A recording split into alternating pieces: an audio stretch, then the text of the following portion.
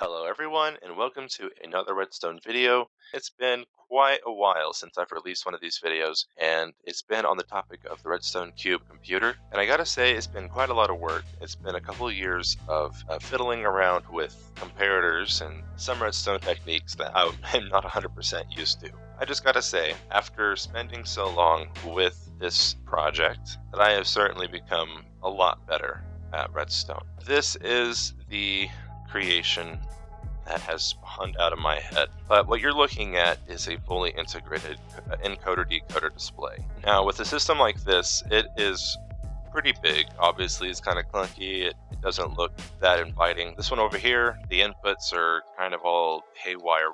This one's inputs are all organized.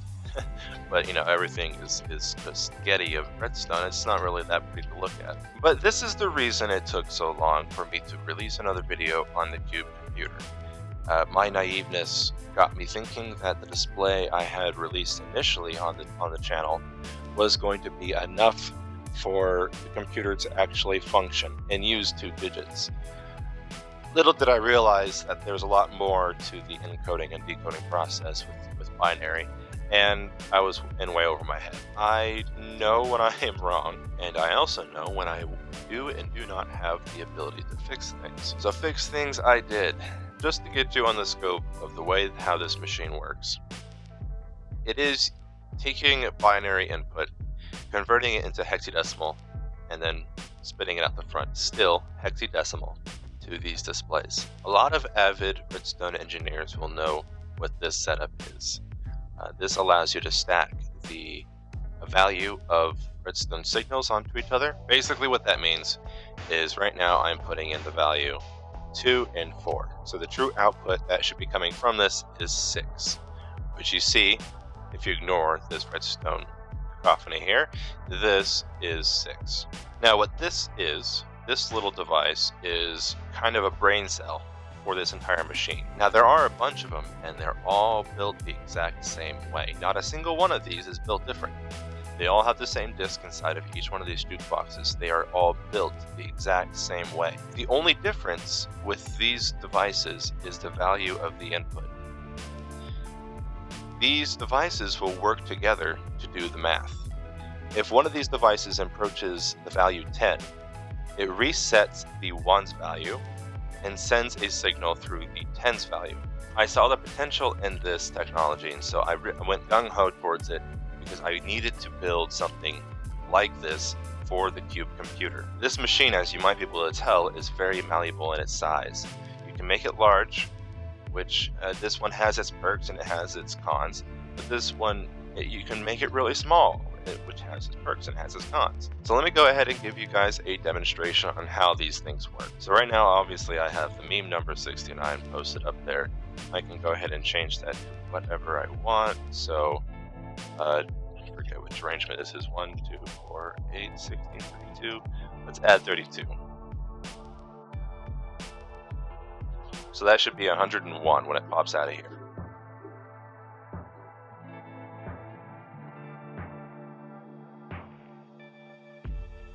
Now you might be able to tell the con that comes with this one is how slow it actually is. And there you see it did 101. It split up the numbers and did the math correctly. And then we can go back over here and we can do the same thing. We can subtract numbers even. So let's say we want an even 100, we can take away that 1. But this is where you're truly going to notice the flaw with this design here. I did limit the process on how quick this machine works with a sensor up here. Now what this machine does is it detects any changes in signal strength across this entire scope. Now if there are changes, which as you can see it's not sensitive enough to pick up that single digit, if there are changes, then this display will stay on the value it was before. This display will not refresh. As soon as all activity inside the machine is done, then it activates the display and shows you the number. Oop, and just gotta reset it. Give me just 1 sec. If I send a signal to the display, you'll notice the machine did the math, but the sensor just did not pick it up. So that's the flaw with this machine, is how slow it is. And I did have to put that sensor in because of the signal strength memory module that I had to put in the back here. Now, the nice thing about these is you can make these completely solid state if you want to avoid making shortcuts like mine. This one over here doesn't have a single piston inside it besides the sensor. So this machine is completely solid state if you get rid of the sensor. This machine is compressed. It is miniaturized. This is the most efficient form that I could find for these devices, and it's able to fit for the most part behind the display itself. But I have to make some shortcuts with some composts and some pistons. But now let's go ahead and show off the way this one works. You'll notice that it is very much quicker. So I can go ahead and get rid of the value 3. That's just going to give us 52. As you can see, that was almost instant. We could even go down all the way to the smallest numbers. We go ahead and get rid of everything on the panel here. These are values. I just completely missed putting the numbers on them, so I apologize. It clears pretty decently quickly. You can go ahead and add in larger numbers real fast. I do believe one of those was 128, which means the other one was 64. And here you can see why, for this system, I had to add the refresh. So here we are right back at the very beginning when I set this machine up at a test bench. And I actually figured out that this machine needed a handicap in order for it to even work in the first place. And this is where I kind of just left it for the time being, because I was like, I couldn't figure it out. But I might as well figure out whether or not my processor works, which it does, and I'm absolutely thrilled that it does, because I can continue forward with this project. So my only blockade was the display, which is why I was so focused on getting this display to be usable. And you can see that I actually have a design of this display right next to this machine. Now this machine is not the most efficient size. I literally built this entire thing in about 45 minutes because I learned how to use the structure block, which I have right here in my hand, and it made things a lot easier. But before then, this would have taken me a couple hours because I would build all this stuff freehand. So building a machine like this not only saved me buttloads of time, but also buttloads of space.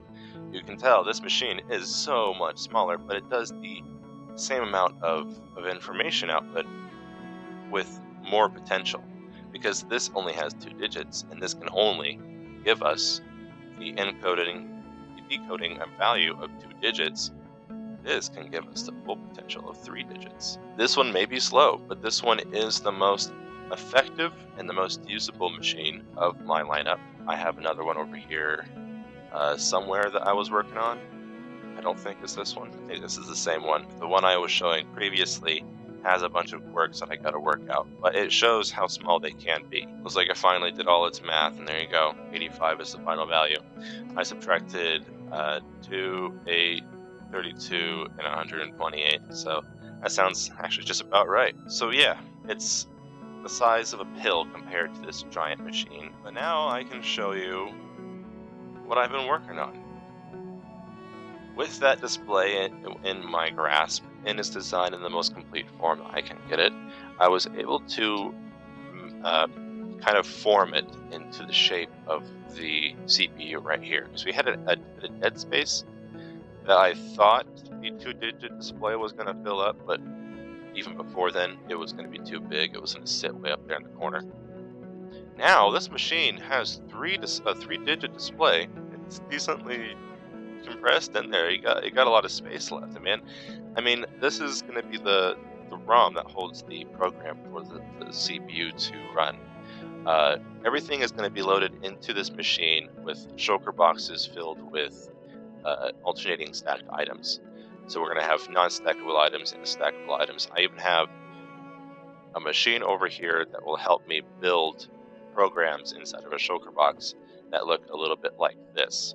So you got 0s and 1s. All that to save space. So we have these machines right here, which are shulker box unloaders. that basically pull the information out and read it for zeros and ones and give it straight to the machine. Now it's very plain and obvious to see that the information coming in and out is going to be serial data. So it comes out of one line of Redstone, which works in my favor because passing information from one area of this computer to another using 8 lines is significantly harder than using one. The only part of this computer that is not serial data is the display and portions of the CPU.